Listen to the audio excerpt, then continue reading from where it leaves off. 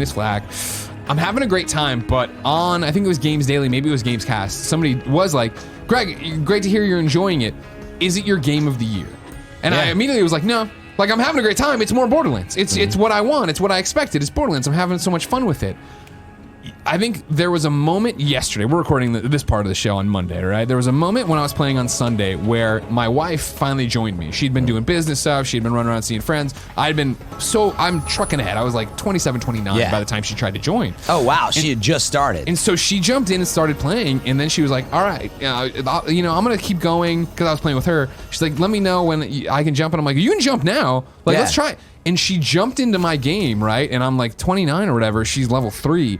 And that's when it clicked of like, oh my God, this is what's special about this. Yes. Is that Borderlands 3 has nailed online co-op in a way so many people, so many games don't. Yeah. And the fact that she was able to jump in and has continued to play with me this entire time now, is doing damage. I'm not having to Sherpa her. I'm not having to revive her every 4 seconds, right? Yeah. She's actually there playing with me. Yes. Yeah, I mean, exactly. In previous Borderlands, what would happen is if someone higher level than you jumped into, say, your game, just to use that example, then your game would get harder because it would scale to them. And anyway, all those old, I'd say somewhat archaic co-op styles. Not that I would say we should ban them, from the industry, but I would say... You can play Borderlands 3 that way if you want. You can play it competitive and fight for the loot and have the whole level, the disparity. The classic, exactly. So if you want to play that way, cool. But what I was getting at is that it really struck me as well when I just had people who were playing, 16 hours a day and they were already level 50. I had some people who were below and there was no friction. Yeah.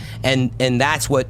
I think we haven't experienced that much in this industry. Yeah, you and I talked about it, right? Of like, that's been the promise from so many games, right? You and I, big Division players. Yeah. When that launched, and that was the idea that it was going to be like that, and everybody could play, and then it was broken at launch. And it was this is exactly what you felt like, where I'm in your game and you're higher, and I'm shooting this guy and I'm doing no damage, and I don't understand why. Yeah, and then there's the story elements. It's like, well, I don't know, have you done the story? And I think sometimes that's a gameplay designer, perspective, where they're like, wait, I want you to earn this moment. But they've really thrown all that out, which I'm actually really enjoying. I think that is what Borderlands is about right now. It is about this pure, looter shooter, chaotic, just fun. Jump in and have fun. You know? I mean, I know it does sound simple and tagliney, but that is what I'm experiencing. And sure, it is more Borderlands. It's not some new modern take on a franchise that reinvented or really invented a looter shooter, right? It's not some new modern take. In fact, many games took cues from Borderlands, and now they've moved on. But Borderlands said, you know what? Have fun wherever you're going.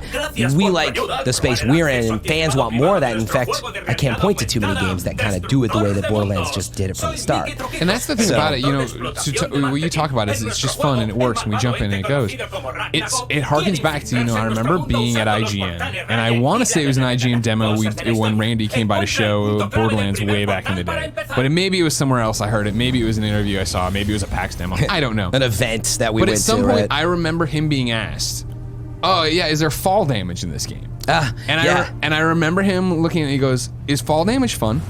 And I'd be like, no. And he's like, so no, it's not in this game. And I think Borderlands 3, it's weird to have a moment that far back, 10 years ago, like you're talking about, that far back in a timeline, and you get to Borderlands 3 and it's the same way of like, is jumping into your friend's game and not getting loot that's worth anything to you, not being able to do damage, and having to feel like you're the little brother. Constantly picked up and res, like you said. And the fact that it hasn't been that is amazing. And the fact that, Andy jumped into my game and was playing with me when I was a little bit higher level than he was. And he told me at dinner then the next day, like, oh yeah, and then, I got to that mission we did and it popped up and it's like, hey, you've already done this mission. Do you want to skip it? Like, yes. Thank you. Like, right? Yes, that's what all these games should be doing. And Borderlands does such a great job, Borderlands 3 in particular, of there's I think a fun story there. There's a lot of interesting characters and all this cool stuff. It's also stuff that we're in a 4-player game. You're talking over. You're not if you want to take the story super seriously, it's there. And if you want to just get out there and worry about questing for a legendary, that's there too. But that's where I think we're going with this. Is it's just so accessible, so you can play it how you want. And I was going to bring that up too. It's like, look, if you want to play it single player, you actually can. I think actually with a few notable bosses. Sure, and I haven't done it single player, so I can't be sure how hard they are. But I was just about to bring up, I was like, in previous Borderlands, if you played on your own, you started to feel it after a while, you're like, I kind of feel a little overwhelmed. I kind of feel like I need a buddy. Are you saying that this game, you do feel that way if you're playing alone at some points? And I personally, I don't think that's bad. But yes, because I think the way the matchmaking works of being able to jump in or whatever, Sure, it's got matchmaking too. or if you have PSN friends, or if you use like Squad Up on our show, Kind of Funny Games Daily, there's different ways to do it. But for sure, where it was that Kilovolt, thank you very much. Yeah, he sucks single player. And it's that thing of I've run into multiple bosses where Kilovolt I was playing, right? You remember Kilovolt? Shocks the floor, the whole floor turns into electricity. Oh yeah. Now see when you said it that way, I'm like, okay. Oh my god, I'm sorry. Shocks the floor, that makes sense. Electricity guy doesn't make anything different. There's so many effects in this game. I was picturing like orbs of shock floating through the air, which is a shock kind of when you're doing single player Kilovolt, or when I was, he just never takes his eyes off you. So it is that thing of, oh crap, there's no way to get out of his sight to get behind him and do damage here, or just get away and heal for a second. But what happened for me was that I hit up Andy and I'm like, hey dude, can you pop in for 2 seconds, help me out with this boss? Sure, no problem. Last night it happened with another one of our friends, Andrew, right? Where he hit me up and he's like, hey, he wanted to play, and I'm like, I'm trying to power through, finish this story. He's like, no. Like, I just need help with the boss. I was like, oh, sure. Popped in and took out the boss. And he's like, I've been grinding this for like an hour. Really? I can't do it. And it's that thing of like, you want to do it because you see the progress. You see that you're almost there. Well, if I did this strategy, if I did this, if I opened this chest but didn't use it. Like, I think there are those moments where it's like, just having someone to distract the boss is so helpful. Yeah. To take their eyes, to take the eye of Sauron off of you. Yep. Yeah, I was gonna say, so it does have that. I've been playing co-op almost the entire experience, so I think mine's a little different. I played the beginning solo for a bit, and then boom, I was very lucky to have people from my stream hopping in and helping me out and playing. And so it's just been a blast to not have to worry about it. I do think you're right that looking back on some of these bosses, because I'm at the very end now. Yeah. Yeah, some of these bosses, I think single player, doing it on your own can be pretty tough. But you can do it. I mean, they're obviously not impossible or anything. 100%, but it's just that thing. It's just how much you want to grind and get over that hump. Yeah. How and some people love that, right? It's like if you go and play Cuphead, right? People love that experience. What a sense of accomplishment when you're able to beat something tough that like is there. And that's the thing about it, where with Kilovolt, it wasn't even like I thought he was being cheap.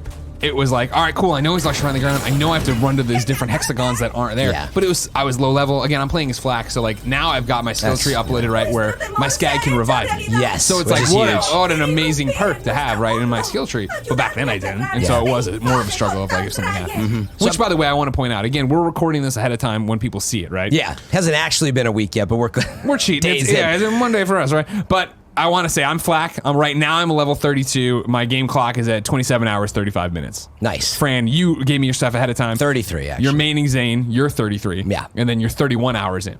Yeah, roughly. But I'm streaming and I'm doing rare chest events, so I try to pop over. And so I'm routing to do those a lot with the community. Plus, actually, if you do a badass event with the community, that can actually take some time sometime. And here's my thing. Now, here's the thing. Again, like, as you know, at the Borderlands launch event, we hosted that.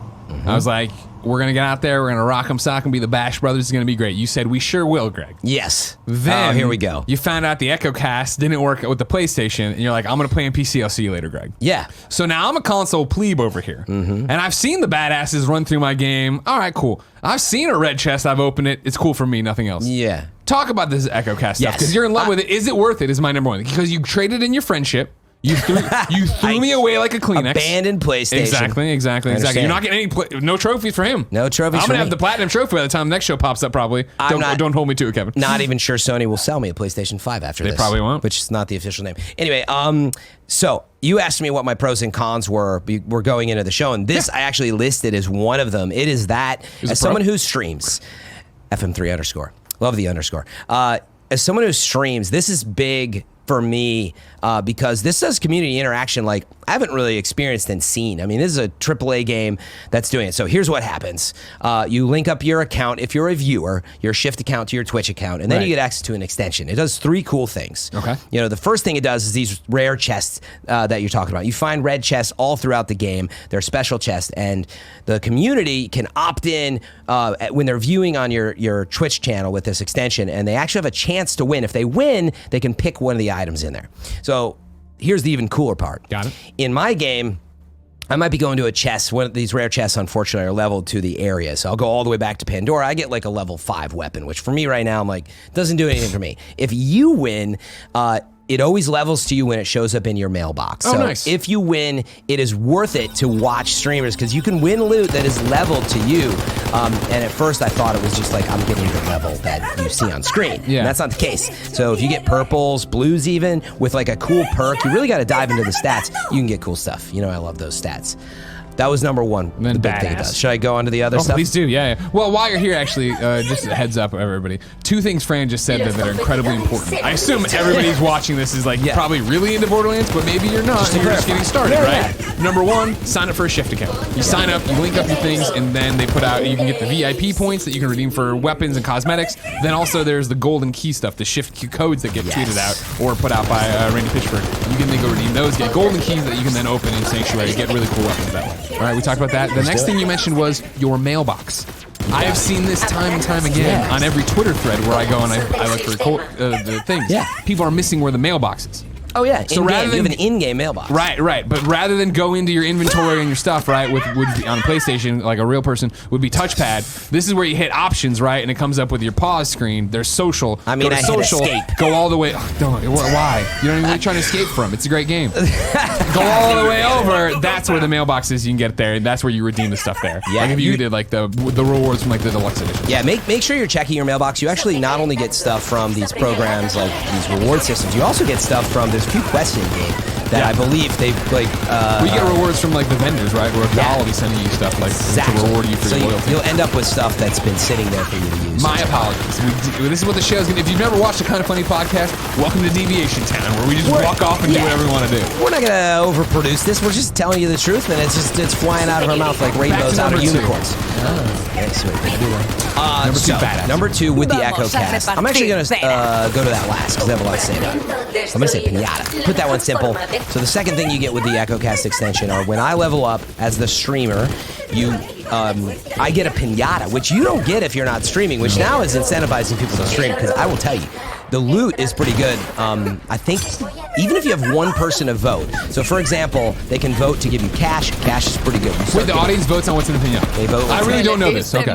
So yeah, sorry. Pinata drops only at your level. So right, I've gotten 33. What happens to cash? So it's not a ton. Yeah. Cash is really good, but they can actually drop weapons in there. And I will say, I've got some of the best weapons out of that pinata, man.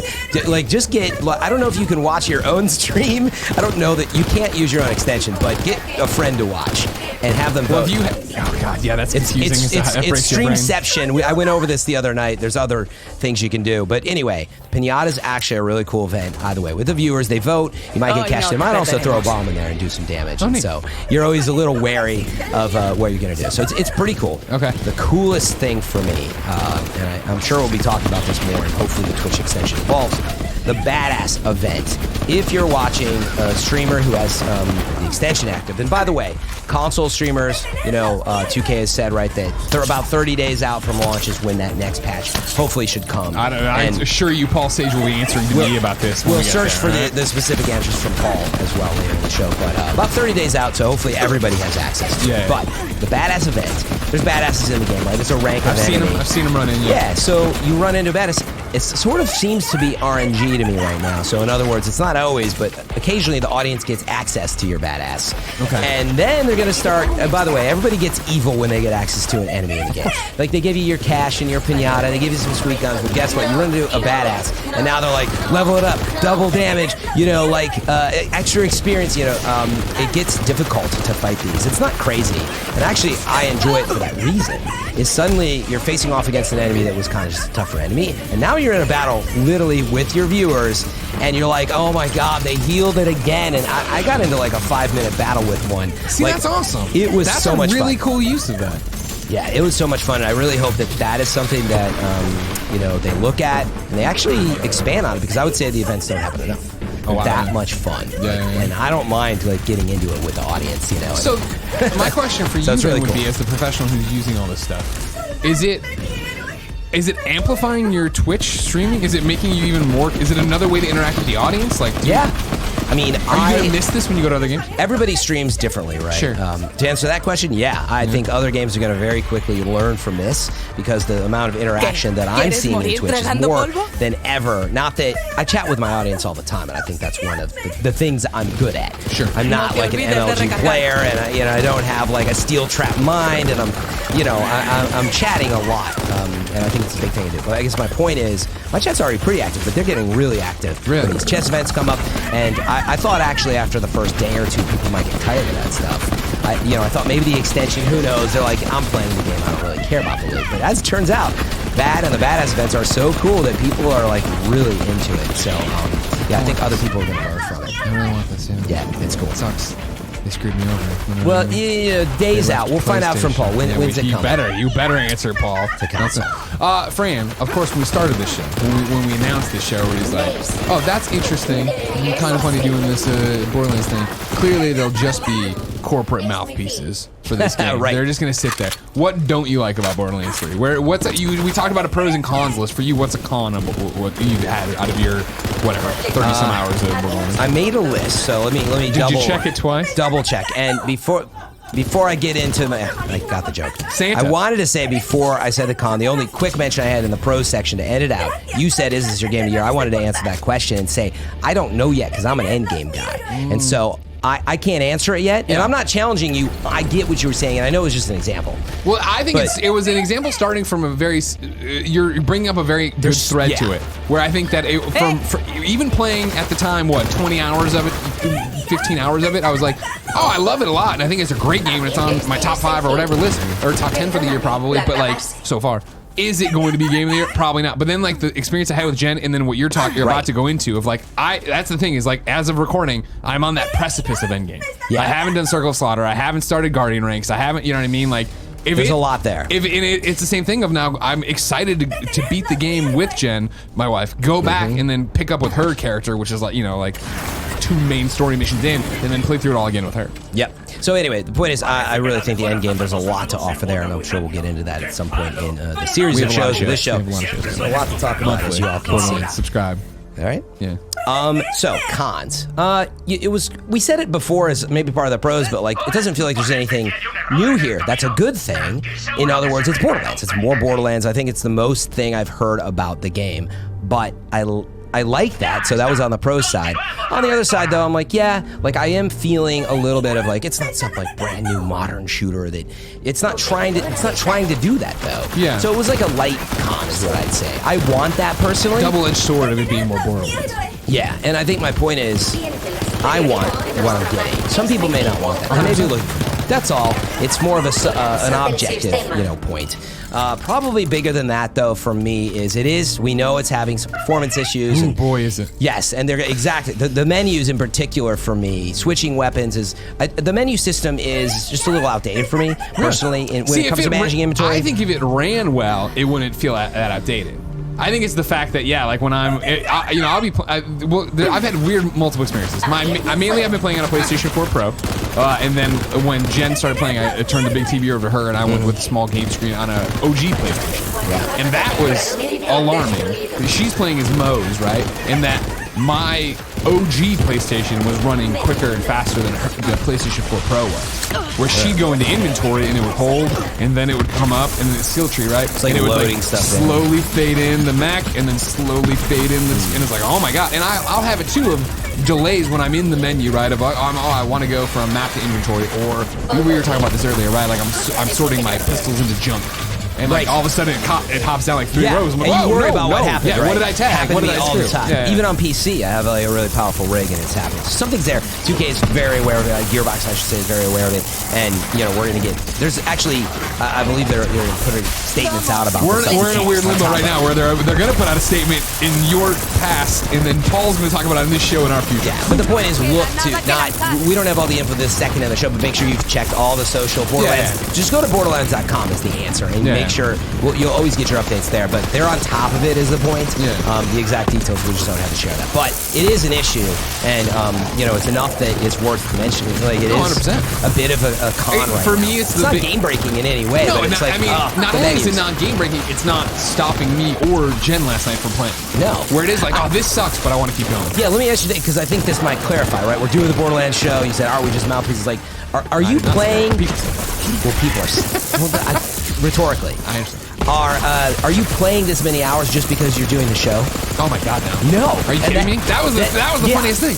Don't fucking tell them. But when they were like, hey, you want to do the show? And we're like, well, can we say whatever we want? And they were like, yeah. And I was like, all right, cool. And then it was like, I would have talked about Borderlands a lot for free, you idiots. Like, you know what I mean? Like, here we go. Rolling in their money. Good job. But no, it's the same for me, man. I'm legit, I'm frothing at the mouth a little bit. Like, you want to go back and play more Dude, Borderlands. I mean, on the other side of the wall is Amy, right? Who also streams. We won't say his Twitch channel. Only go to yours, FM3_. Oh, so nice. And, but that was the same thing him and I were having on, I think it was Thursday and Friday, where it was literally like, okay, can we stop work and go home? You know what I mean? Like, Saturday, I literally played from sun up to sundown. And it was like, I woke up Sunday like, I want more of this game. Yeah. And like right now, I'm so excited to get home. And our roommate just got her code. And it's, oh my God, like, we're going to have a whole team in this house. That's it. I'm super excited to get to the end game. It has kept my attention. I know it's supposed to be in the comment section, but legitimately, to make it clear, we legitimately really like the game, so whatever. I really like a ton about it. It's a ton of fun to play. It is what I want from it, and I can't wait to see the end game. But con-wise, yeah, honestly, it's been the performance stuff, some UI stuff. It's not a constant. In fact, when I first started playing the game, I was sort of like, wow, it's running so great. And then it started to creep in that I realized we're having some issues. What about you? What sticks out? I mean, for sure, everything we just said. From a level design thing, I'm hurting for more vending machines. Borderlands has always been a game of inventory management. Yes. I want to sell all this stuff. I want to do this stuff. Oh, there needs to be that choice, especially early on of, do I pick up that gun and drop this gun or whatever? But I feel like there's times where I'm going through these really awesome levels. Like the way they've done the planets this time around, the Jacob's Estate, like which feels really like I'm in Louisiana. Yeah. I'm like, it's like this space is awesome. New Orleans, right? Yeah. This is so cool. Or Kentucky, the way they're talking about the barrels and stuff. Oh yeah. But still, like, I'll be, halfway through, 3/4 of the way through, deep into it, and be like, I am out of room. Like, I've picked up so much stuff, and I don't want to drop any of it. Same, me, man. That's my biggest dread as I'm sitting there streaming. I'm like, I gotta go through my inventory. And so, yes, you're halfway through a really long stretch of engaging gameplay, and all you want is just to sell off a few things. Yeah. And actually, I think it would have been as easy as that. Like, find wherever that spot is, make it a little bit closer. Well, just drop a machine somewhere, right? And then I feel also, too, like, just more fast travel things. Fast travel is done so well here. It is. In terms of, it really is fast. Yeah, exactly. And like, I remember when I first started it, I was like, oh, do I have to go back to the fast travel stations, or do I need to be? And it was like, no, just go to your menu, and you can fast travel to any map, any planet, fast anywhere you want to go. But then as somebody who's like, I don't know how you are with it, but for a game like this, and for what we're trying to do, and then playing with other people and all this different stuff, like, I go back and forth all the time of, I'm not going to do the next main mission until I do all the side missions. Yeah. And then I'll do the thing of, I feel like everybody's passing me. I need to do the side mission, so I at least get to the end game. Right now. And so I go back and forth, and then I'll just go think, let's go do a bunch of side missions.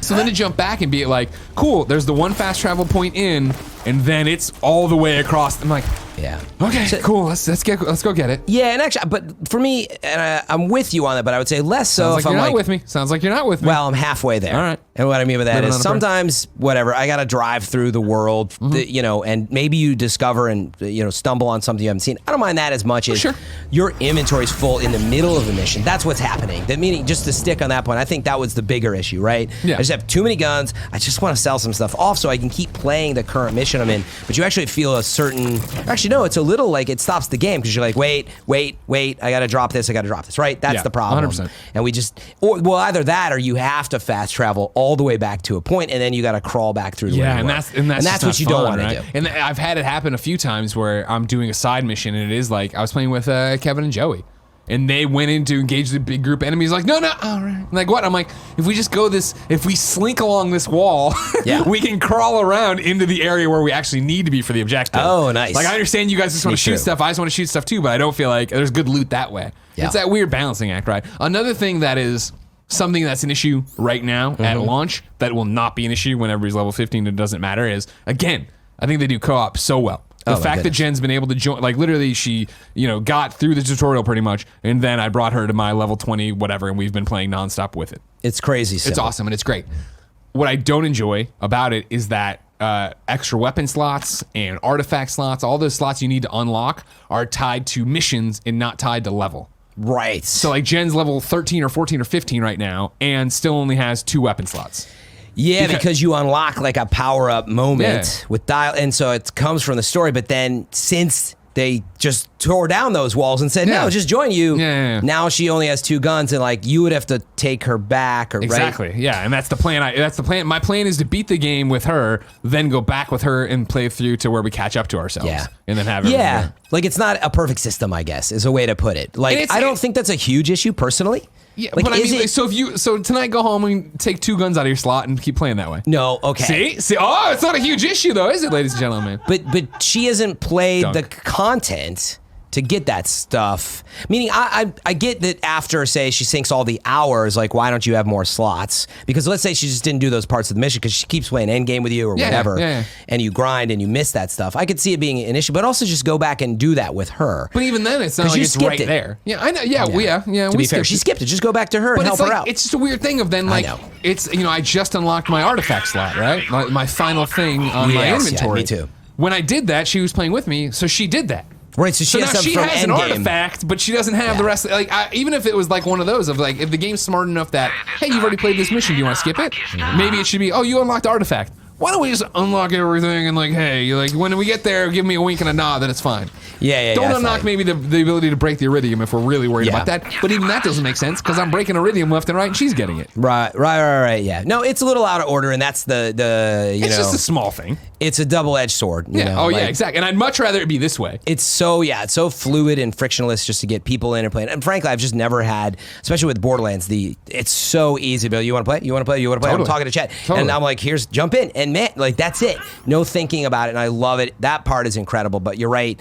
There's a few little things that maybe they could think about, right? I think that would be the goal here. The other thing I want them to think about is I want it to be, how it's either invite only or public or offline. I want the in-between of friends only. Like I want it to be. I haven't changed that setting, but it doesn't have friends only? Yeah, no.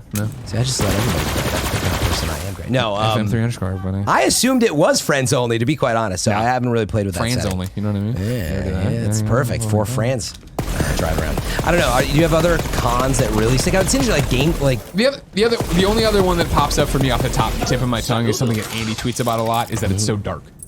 Like the game is dark, and even with the things, but then what it'll be is like Tinks. They're like when we were doing one of the underground sections, I was like, I can't see these guys. These MFers are running up on me, and I don't know what to do about it. Yeah, and some of it could be TV, console, and I'm not saying it's not a problem, but I'm playing on a monitor, which is very well. It's got the settings a little different because of my stream, but I haven't had as much issues with the darkness on PC. But also, I'm like right here in front of the monitor. And it's much different setting. What Andy keeps tweeting about from I've heard about it is like talking about just getting some kind of outline around them a little bit. You know what I mean? Some kind of different shader on it. Right. So I'm actually glad you brought that one up, which is it plays into one thing that has stood out to me. Getting closer in the end game and playing with a bunch of people who have crazy weapons. There's so many insane particle effects and stuff. Really, that's one of the cool things about it. It's just beautiful. There's like all this stuff happening. Yeah. It's actually at times I'm like, this is insane. I don't even know what is happening. There's lightning crashing down. There's fire orbs floating through the sky.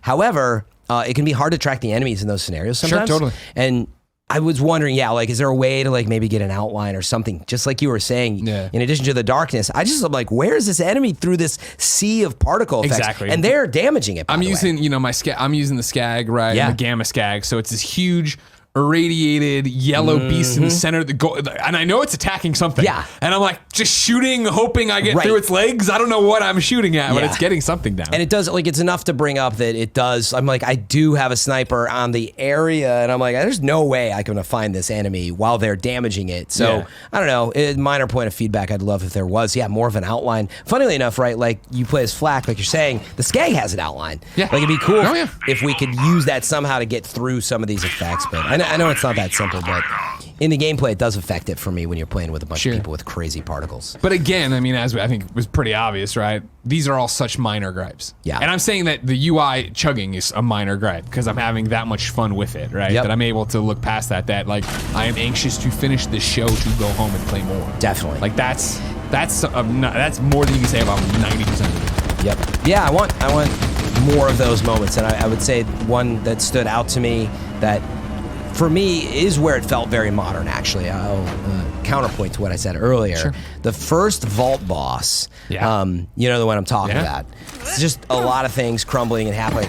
That encounter was amazing, and I was just like, oh, I cannot wait for what's to come. And there's some later bosses that are pretty cool, but the boss design can be, I don't think all the bosses are brilliant, but most of them are pretty cool, and this one in particular, Yeah. I was like, holy cow, this is the cool. Every one of the vault bosses I've run into, I'm like, this is fun. This Really is a cool cool. fight. This is like, it's different, right? It's shaking it up. Yeah. But even beyond that, like, for me, something that is, and I know this is such a weird thing, but humor's subjective. And so I see that flip of the coin on Twitter all the time for Borderlands 3, where it's either, I wish I could turn the jokes off, or I think this is really funny. Yeah. And it's that thing of, obviously, jokes are hit or miss. But for me, I really dig it. And Yeah. there's a sense of humor that reminds me so much of House of Cosby's Rick and Morty. Like I was talking about earlier, and if you haven't picked up on it yet, we're not spoiling main story beats by any stretch of the imagination. But like, I want to talk about two side missions from a top level, right? Well, not really top level, don't spoil. But There we go.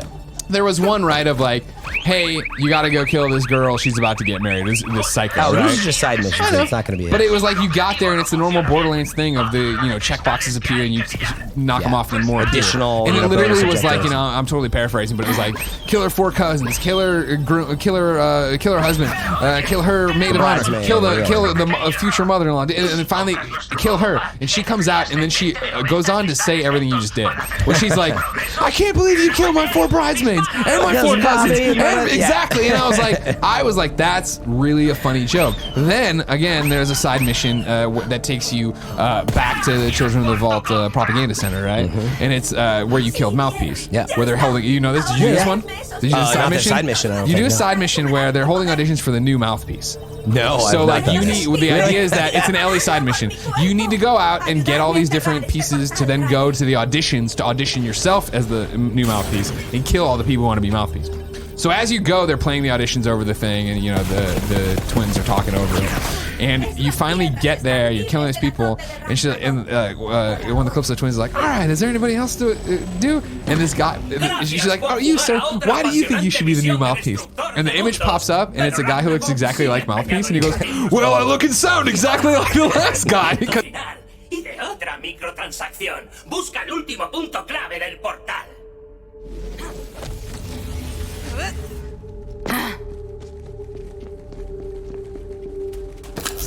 Los eridianos no eran ni dioses ni demonios.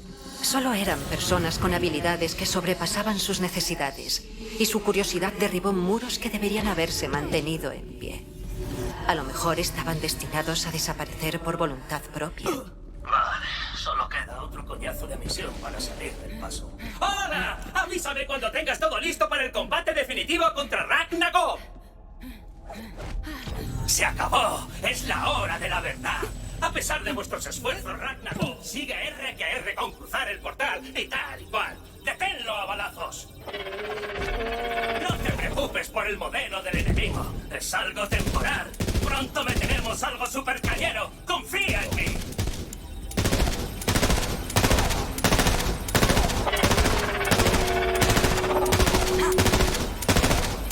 Veo que estás tardando lo tuyo en penetrar en la morada interdimensional de Ragnarok, ¿eh? No pasa nada. Acabamos de añadir la mejora destrozarmaduras a la tienda. Con ella romperá su blindaje natural. Si es que somos unas almas caritativas, ¿vas a comprarla? ¿Qué cosas pregunto? Ahora debemos cerrar el último portal. ¡Ayudadme, mi héroe! ¡Lo has conseguido! ¡Ragnarok ha sido destruido! Y encima nos hemos embolsado unas cuantas microtransacciones. Ven a hablar conmigo para cobrar tu paga como tester.